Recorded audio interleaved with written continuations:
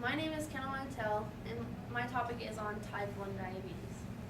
Type 1 diabetes is a serious disease that can have serious effects, but if taken care of correctly, a person with diabetes can live a normal life. 1 in 400 children are diagnosed with diabetes.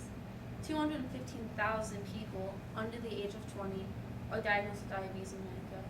The United States, it costs the United States millions of dollars each year. What is diabetes? Diabetes is when the pancreas stops producing insulin and forces a person to inject insulin.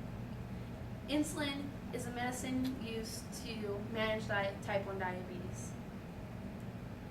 Now I'm going to inform you on how to manage your diabetes correctly by checking your blood sugar, carbohydrate counting, and insulin dosage. Checking your blood sugar is essential to diabetes management. Checking your blood sugar starts in the morning. What you use to check your blood sugar is called a glucose meter.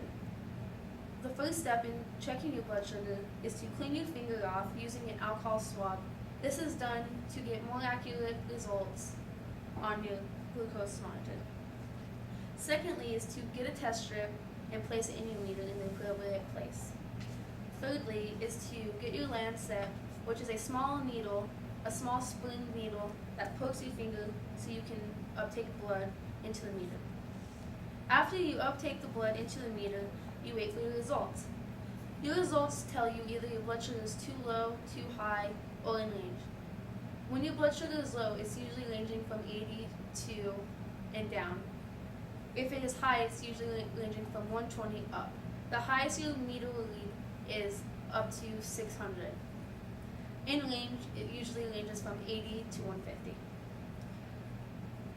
This is, when you know your number, it is essential to knowing it so you know how much insulin to take.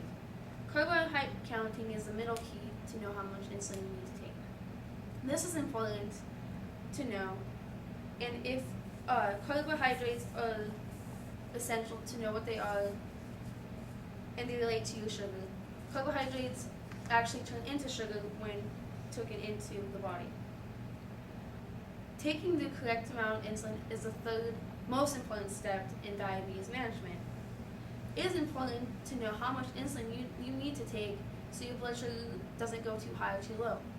Taking insulin is very important. If you do not take insulin, your blood sugar will go too high and bad results will happen. After knowing how much insulin to take, there's two different methods of taking insulin. There's either self-injecting or pump therapy. Self-injecting is used with a syringe and insulin. You pull the insulin out of the insulin vial and self-inject. Pump therapy is actually a computer, much like a cell phone, that is on you, like a needle that's always on you and connected to the pump that automatically self-injects insulin to you at all times. The only thing that you will need to do is tell it how much insulin to take, to put into your body. There are two types of insulin.